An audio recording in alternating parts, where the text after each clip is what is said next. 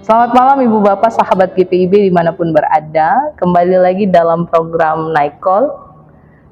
Bersama kita akan masuk dalam renungan malam kita. Karena itu mari persiapkan bagian firman Tuhan yang akan kita baca dan renungkan dari kitab Rut pasalnya yang pertama ayat 15 sampai dengan ayat 22. Namun sebelumnya mari berdoa, mohon bimbingan Roh Kudus. Kita berdoa. Terima kasih ya Allah untuk sepanjang hari yang Tuhan sudah anugerahkan bagi kami, untuk setiap aktivitas yang sudah kami lalui, dan kini saatnya kami beristirahat sejenak untuk merenung akan sepanjang hari yang sudah kami lalui. Kami akan membaca dan merenungkan bagian firman Tuhan yang sudah kami persiapkan. Karena itu bimbinglah kami dengan Roh Kudus, agar firman yang kami baca dan renungkan ini sungguh menginspirasi kami dan kami boleh diubahkan untuk menyatakan kemuliaan Tuhan dalam sepanjang kehidupan yang Tuhan beri. Dalam kasih Yesus Kristus kami memohon. Amin. Ibu Bapak sahabat GPIB, renungan kita pada malam hari ini dari Rut pasalnya yang pertama, ayatnya yang ke-15 sampai dengan 22, firman Tuhan demikian. Naomi berkata, "Lihat, iparmu sudah pulang kepada bangsanya dan ilahnya. Pulanglah mengikuti iparmu." Tetapi Rut berkata, "Jangan desak aku meninggalkan engkau untuk pulang dan tidak mengikutimu. Kemanapun engkau pergi, ke situ aku pergi. Dimanapun engkau bermalam, di situ aku bermalam. Bangsamulah bangsaku, dan Allahmulah Allahku. Di mana engkau mati, di situ aku mati, dan dikuburkan. Kiranya Tuhan menghukum aku dengan berat, bahkan lebih lagi, jikalau ada yang memisahkan aku dari engkau kecuali maut." Ketika Naomi melihat Rut bersikeras untuk ikut, ia berhenti berkata-kata kepadanya. Keduanya berjalan sampai tiba di Bethlehem. Ketika mereka tiba di Bethlehem, seluruh kota itu gempar karena mereka. Perempuan-perempuan berkata, "Naomi kah ini?" Namun ia berkata kepada mereka, "Jangan panggil aku Naomi, panggil aku Mara, sebab Yang Maha Kuasa telah membuat hidupku pahit sekali. Dengan tangan penuh aku pergi, tetapi Tuhan memulangkan aku dengan tangan kosong.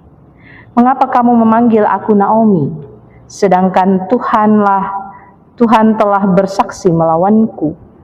Yang Maha Kuasa telah mendatangkan malapetaka kepadaku." Demikianlah Naomi pulang bersama Rut, perempuan Moab itu, menantunya yang turut kembali dari daerah Moab. Mereka tiba di Bethlehem pada permulaan panen jelai. Demikian firman Tuhan. Ibu bapak saudara yang Tuhan kasihi, apa sih yang menjadi kebahagiaan kita dalam hidup berkeluarga? Tentu salah satu kebahagiaan adalah melihat keluarga itu boleh hidup rukun, sehat-sehat begitu ya. Lalu setiap hari ada penyelesaian permasalahan yang ketika gumul juang itu terjadi, bersama-sama kita memikirkan dan menyelesaikannya begitu ya. Ada saling mendukung di dalam kehidupan berkeluarga, lalu kemudian semangatnya ada begitu ya. Keluarga yang bersemangat, keluarga yang tidak diam-diam saja, keluarga yang aktif. Bahkan ketika ada gumul juang terjadi, mereka tidak menjadi orang yang masa bodoh, tetapi berkumpul bersama, menggumuli bersama.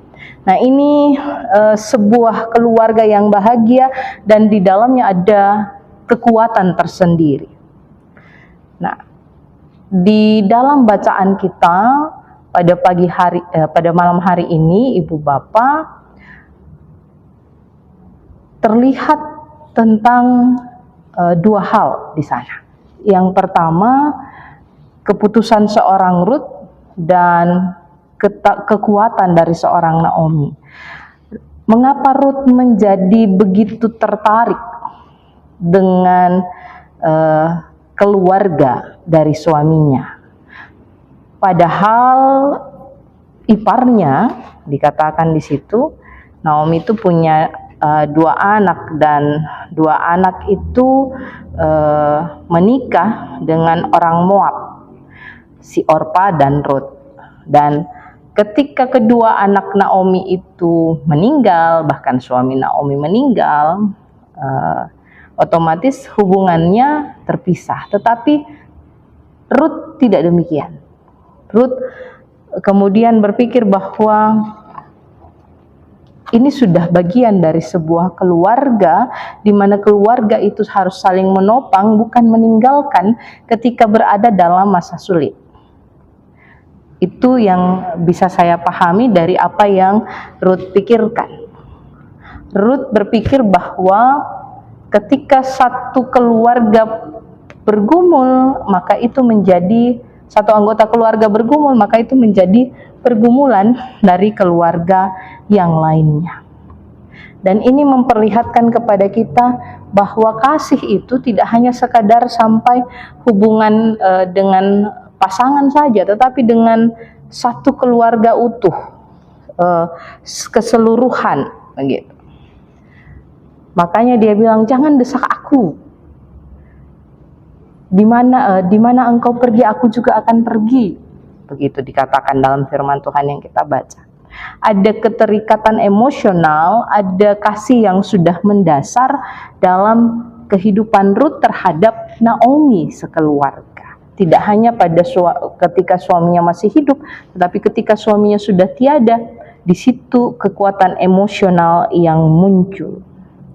Dan disinilah keluarga itu bisa menjadi utuh, menjadi lebih kuat, menjadi lebih bersemangat. Nah, Ibu Bapak, dalam perjalanan keseharian kita, kalau kita berbicara tentang mengasihi keluarga, masih ada kadang-kadang yang ketika keluarganya sedang bergumul, dia masa bodoh. Itu urusannya. Bahasanya orang sekarang, lu gue bodoh amat dengan lu. Yang penting hidupku baik. Tapi belajar dari seorang Ruth bahwa tidak demikian tentang kasih. Kasih itu sampai ke dasarnya harus dinyatakan. Bahkan ketika kita sudah tidak punya hubungan sekalipun, kita harus tetap berempati, kita harus tetap saling menguatkan.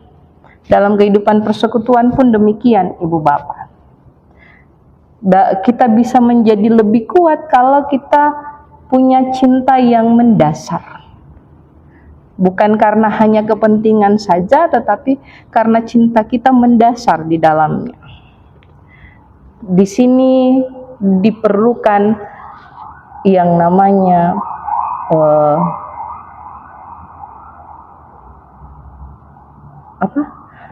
bahasa saya menanggalkan ego kita, begitu, itu sederhananya. Kita perlu menanggalkan ego kita supaya cinta itu bisa bertumbuh dengan baik. Lalu ketika Ibu Bapak baca di bagian bawah di ayat 19, 20, 21, 22 begitu ya, terlihat tentang Naomi. Kalau Ruth kita belajar tentang cinta kasih yang mendasar, ketika kita baca tentang Naomi, maka kita lihat bagaimana keteguhan seorang perempuan. Bagaimana dia mau melangkah meskipun ada bahasa yang kelihatannya tidak enak. Tuhan tuh mendatangkan malapetaka bagiku. Tetapi mari kita ambil positifnya. Bahwa meskipun Tuhan Tuhan mendatangkan malapetaka bagi Naomi, Naomi masih bersemangat untuk melanjutkan kehidupannya. Dia kembali pulang ke tanah keluarganya di Bethlehem sana untuk kembali melanjutkan kehidupan. Meskipun pada masa itu ya ibu bapak, janda-janda tidak dihitung. Tetapi Naomi tetap kembali untuk melanjutkan perjalanan kehidupannya. Nah, seorang yang mampu melanjutkan perjalanan kehidupannya tentu punya kekuatan.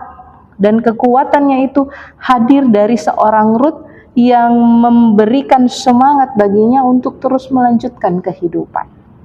Nah, ibu bapak, kita pun kemudian diajarkan begini.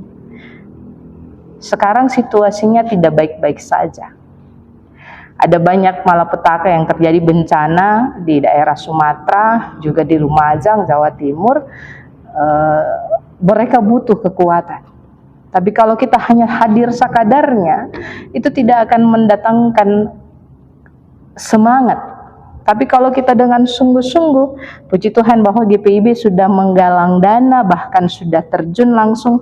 Beberapa video yang ibu bapak bisa lihat, ketua 1 dan ketua 2 itu turun ke lapangan untuk juga merangkul mereka yang mengalami musibah. Ini cinta yang kita hadirkan bagi mereka yang tertimpa bencana, dan cinta yang kita hadirkan ini harapannya adalah untuk menguatkan mereka, untuk membuat mereka bersemangat, untuk kemudian mereka mampu melanjutkan kehidupan. Firman Tuhan ini berpesan secara tidak langsung bagi kita, bagaimana kehadiranmu dan kehadiranku itu menjadi nyata di tengah-tengah dunia, mendatangkan cinta dan kasih Tuhan, sehingga damai sejahtera itu membuat mereka kuat melalui pergumulan kehidupannya.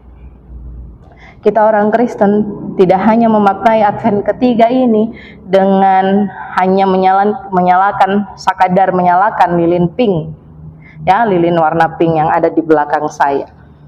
Bukan hanya sekadar menyalakan saja, tetapi ketika kita mulai menyalakannya, maka di situ tugas tanggung jawab kita untuk menyatakan cinta kasih sukacita bagi orang-orang yang ada di sekeliling kita. Kalau saat ini kita ada di tengah-tengah kehidupan orang-orang yang bergumul, maka ibu bapak dan saya punya tugas.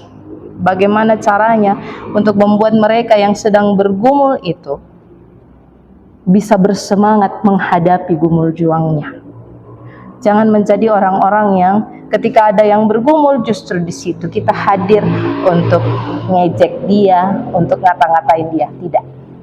Di minggu Advent ketiga ini ibu bapak dan saya dipesankan untuk menyatakan cinta kasih, membuat orang yang bergumul itu bersemangat menghadapi gumul juangnya, dan bagaimana ia boleh berhasil menghadapi gumul juang itu dan menjadi pemenang.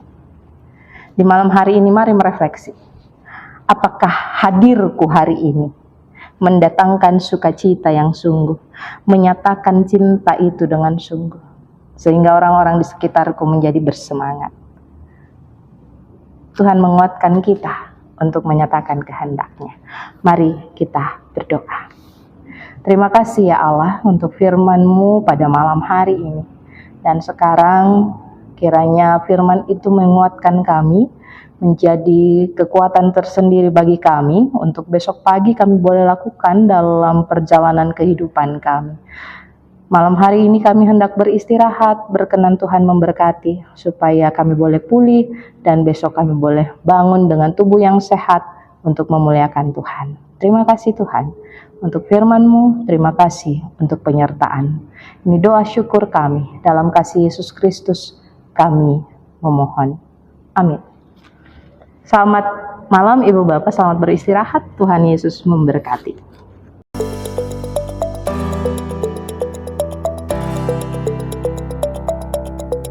Halo sahabat GPIB, tidak terasa kita akan segera memasuki tahun pelayanan yang baru tahun 2026 nih. Untuk membantu kita dalam melangkah dan mewujudkan asa dan harapan sebagai gereja dan umat Tuhan, maka apa yang kita perlukan sudah tersedia loh dalam agenda kerja GPIB 2026. Apa saja yang bisa kita dapatkan dalam agenda ini?